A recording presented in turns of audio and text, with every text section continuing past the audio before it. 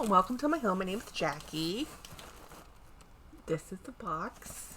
Let's find out what's in the box. So, I don't remember. I'm sure I got the notice. I'm sure I knew earlier, and now I just don't remember. I remember. So, I have a lot of food tissue paper. And let's get this bag out. This is one of those, I really, do I have the other one up? No, I put it in my bedroom. I have a version of this. That's in Florentine leather, that's all navy.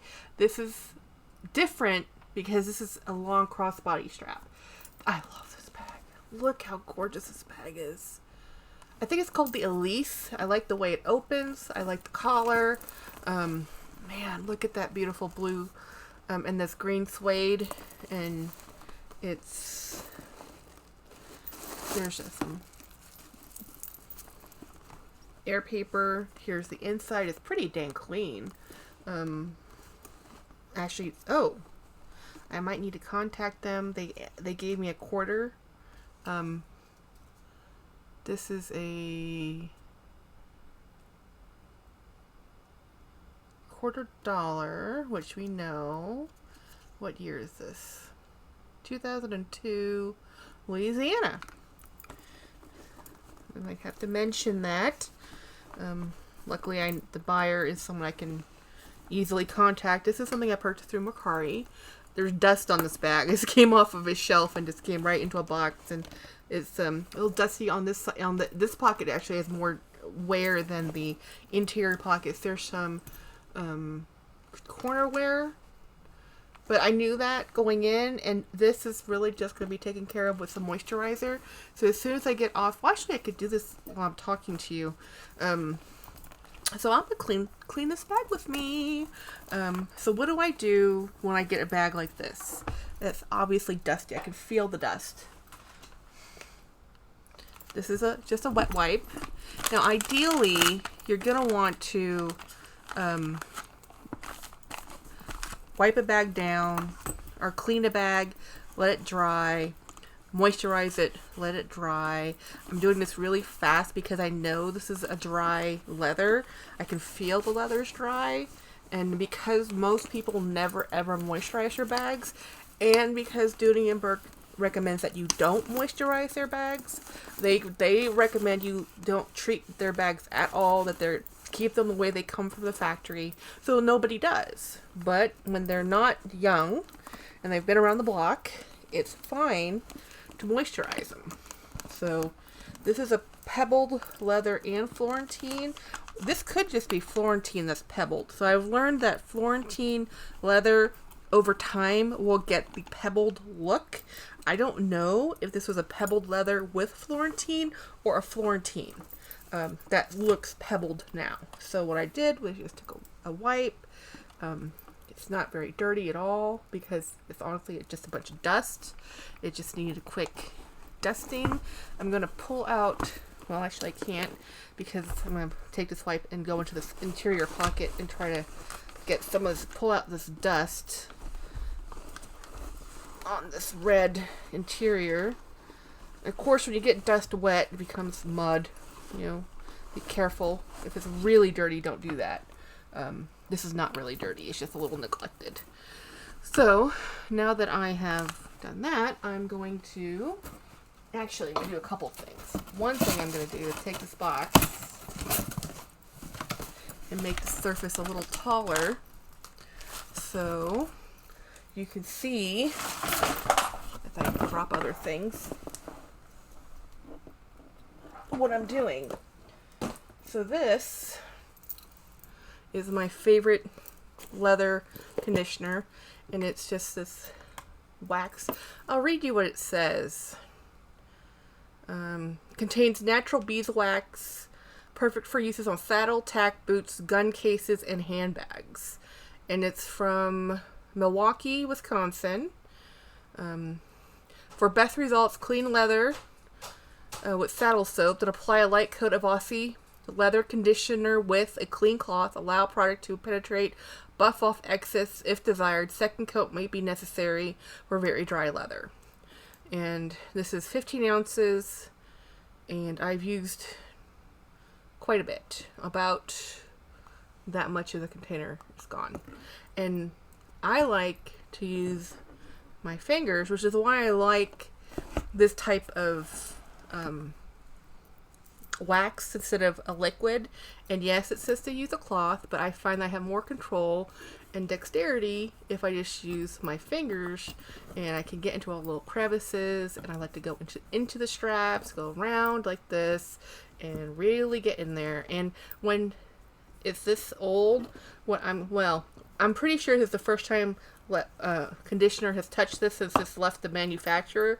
So I'm going to just let this sit on it, and I'll put it to the side, and then tomorrow I'll come back and I'll use a cloth and I'll buff it. I can feel how dry the strap is.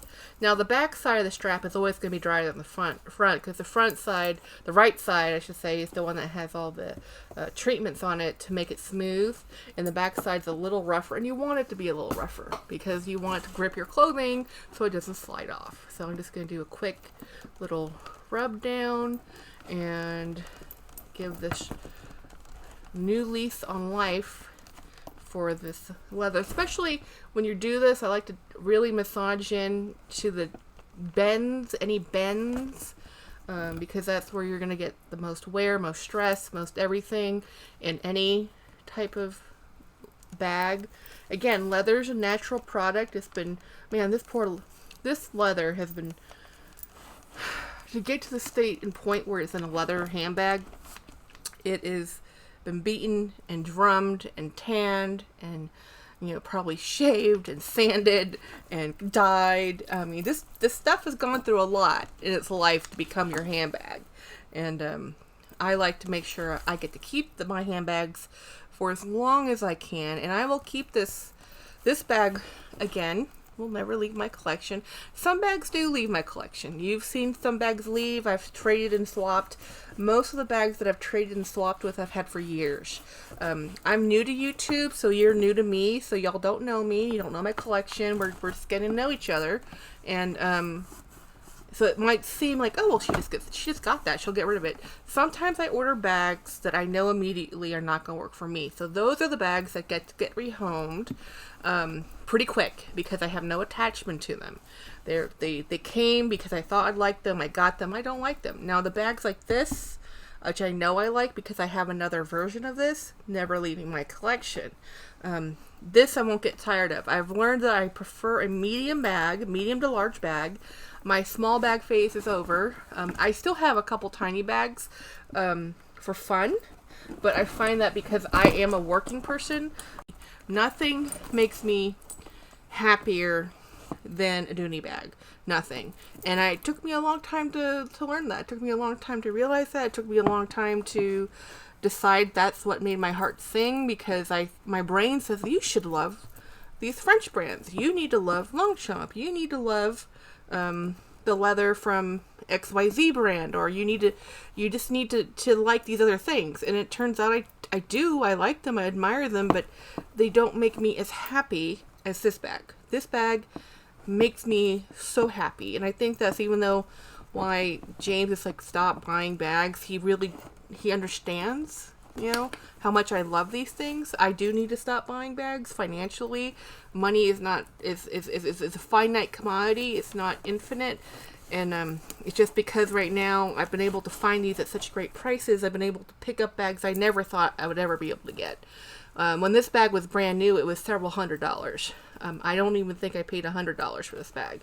I think I paid less than that. I'll look it up in a minute as soon as I get this moisturizer off my hands. And I will also tell the person that they sent me a coin, if they were looking for that coin. It's now where I live. So I'm going to let that just sit and absorb overnight. And then tomorrow I will wipe off all the excess. I will buff it, and I'll show you and the thing about this product is it will leave a little bit of a yellow because it looks yellow, right? Because there's a little bit of beeswax. It will melt in, but when you first put it in, don't panic. Don't panic. It's fine. So I'm gonna wipe off my hands. I have all my cleaning supplies over to my right. I have been moving stuff around, cleaning the things, sewing things, doing things, having all the fun times. So anyway, I just wanted to show you that awesome cool bag. I'll give you a review about how it carries, and I can compare it to the other version I have that doesn't have a strap. It just has a top carry, and I think that's it for this video. Thank you for, I wanted to show you, so this is what I use when to clean out the interior of a bag. This is a stiff nylon brush, right? You can see it's stiff. This is a soft horsehair brush. This, you can use this for shoes, but I bought this specifically for my bags. So what I do with this horsehair brush is, and this will leave little hairs, they come out, that's normal. I'll brush this, I'll buff it with a towel, and then I'll buff it with the horsehair, and that will help really get into the, all those little grooves and crevices of the pebbled look. And so here's a bag I moisturized yesterday, and it hasn't quite absorbed in.